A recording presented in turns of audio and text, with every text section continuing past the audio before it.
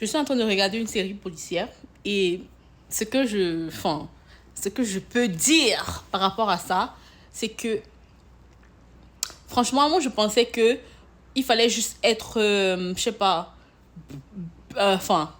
faire bien les analyses, et je sais pas, avoir un sang-froid et tout pour faire dans la police, mais pas que ça.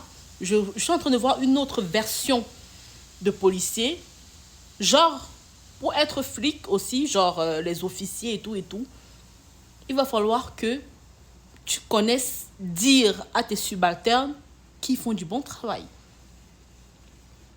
Et moi, je suis pas très amie avec les émotions.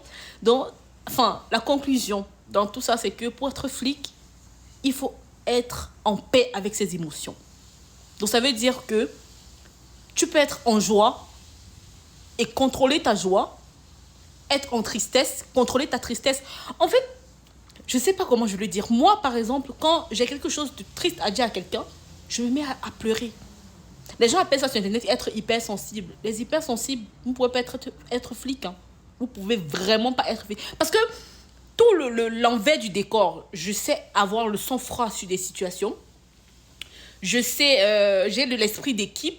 Je sais être empathique quand une situation vient en moi. Donc, ça veut dire quand un problème se pose, je sais, je sais pas, mettre, comment dire, refroidir mes émotions et réfléchir avec ma tête.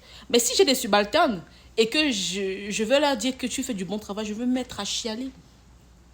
Et souvent, tu as des subalternes aussi qui sont en paix avec leurs émotions. Quand tu te mets à chialer, ils te regardent comme ça, tu dis, ouais, t'es bizarre. Et moi, je me sentir trop mal.